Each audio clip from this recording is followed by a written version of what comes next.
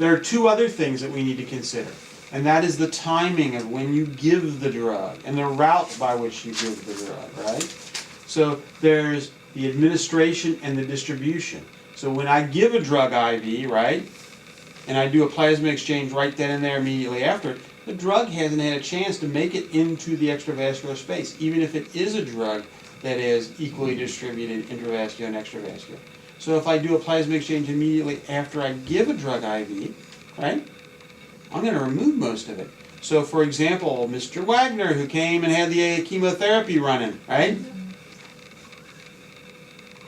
we're going to remove that because it hasn't had, even though the chemotherapeutic agents that he was on had a volume of distribution, had high protein binding and route in the tissues, even though we're going to remove that because he was just then getting the infusion, okay? So what we need to do on those drugs is wait until they've distributed. So if it's an IV drug, we're going to need to figure that out. We're going to need to talk to the PharmDs. We're going to need to wait at least 45 minutes to an hour. If it's somebody taking an oral drug, because when I take that drug, then it has to cross my GI tract into my bloodstream, and from my bloodstream into the tissues, that's going to take longer. We're actually going to have to wait longer. Or, if they just pop the pill, really quickly do it before it's absorbed, okay? One of those two, okay? So, specific recommendations from the literature, okay? Ceftriaxone, administer after or at least 15 hours, right? Ceftazidime, IV, administer at least 2 hours. If you give it IM, administer at least 3 hours before the plasma exchange, okay? Because it takes a while when you give it IM for it to go from inside the muscle space into the bloodstream into the rest of the tissue, so you gotta wait longer. Vancomycin, administer after plasma exchange. Tobramycin, administer after or at least 2 half-lives before, and you may need to adjust. And acyclovir, administer at least 3 hours before. Even though some of these agents, as I showed in those slides, don't have significant changes, they still make those recommendations. What are the practical recommendations? So this is the bottom line. Dr. Lee, this is what you need to remember, okay? If it's a once daily medication, give it after the plasma exchange. That way you don't have to worry about it, right? Okay, seems logical. People don't think about it. Avoid the administration of IV medications immediately prior to the plasma exchange, because if it's given immediately prior to the plasma exchange, it may not have distributed yet. It may still be in the intravascular space. In that case, we're going to take it and put it in the waste bag. Avoid administration of IV medications during the plasma exchange. You know, we get people upset all the time because we turn off their vancomycin or whatever their IV antibiotic, and they're like, oh, you've messed up the infusion, we're not going to be able to figure out the peak and trough levels, da da da. And it's like, we would have messed it up anyway. We would have removed it. It wouldn't have gone in. At least we can give the entire dose of the medication, right? By stopping it and then resuming the administration when plasma exchange is completed. Because otherwise, it comes out of the bag, through the IV, into the bloodstream, out the apheresis device, into the waste bag. Right? And then again, we hold ACE inhibitors for 24 hours prior to the plasma exchange, or switch them to an alternate agent during the course of the plasma exchange, like switch them to an angiotensin receptor blocker. If we can't hold it, and if we do hold it for 24 hours, it's fine for the patient to take the ACE inhibitor immediately after the plasma exchange. And sometimes people say, well, won't they have a reaction then? No, they won't have a reaction then. Because again, that bradykininogen, the bradykinin, that bradykinin is very short half-life. So if they take the ACE inhibitor afterwards, there's none of that prekallikrein activating factor floating in their blood or anything like that. They're not going to have the reaction. Okay. Questions that people have? Somebody comes over with a PCA pump and they're pushing it. Are we?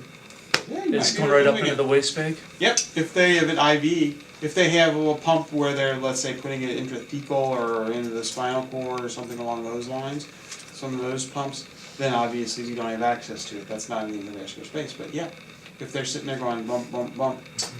Yep. That's one of the reasons why they might be going bump, bump, bump, Right. okay? Right. Because we're pulling it out. How about with the heparin drip? Heparin we're removing. Yeah. Yep. Yep. That's why, you know, there are issues there with regard to the heparin drips.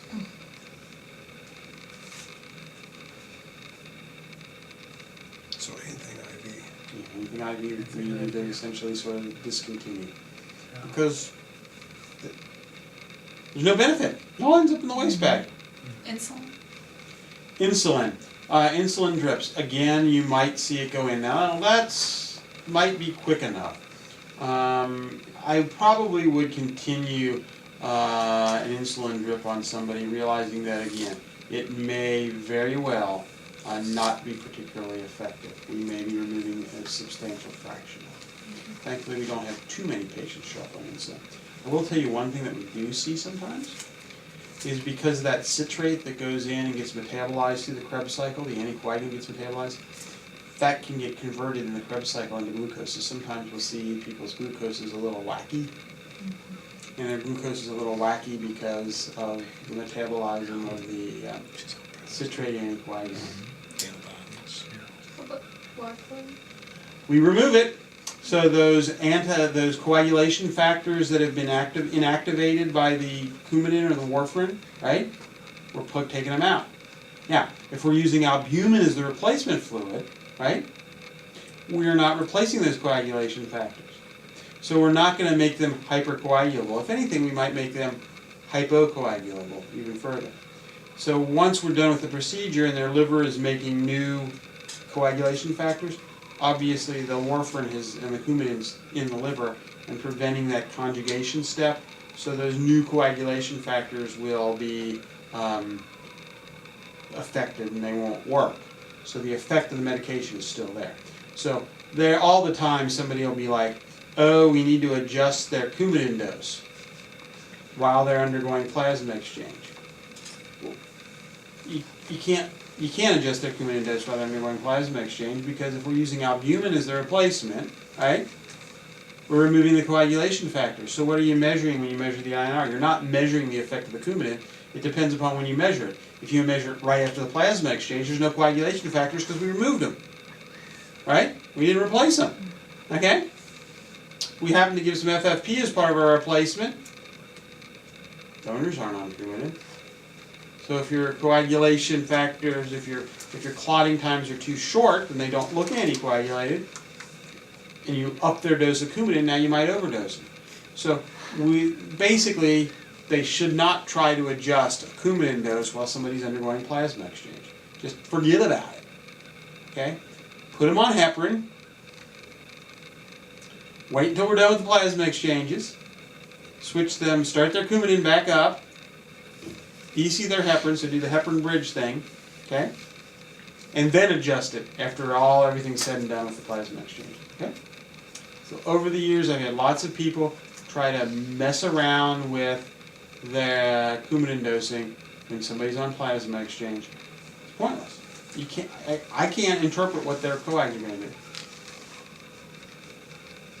Do we ever see patients on Flolan? I'm sorry, on what? On Flolan? I'm not sure what that is. So we used to see patients with pulmonary hypertension that had a continual dose of Flolan. Okay. So they'd come in with their own pump, and then we'd have to convert them over to our hospital pumps, and it's kind of their lifeline. Like they can't. I have not seen anybody with that particular medication. I'd have to look the medication up. So Okay. what I do is when there's a medication I don't know what it is Yep.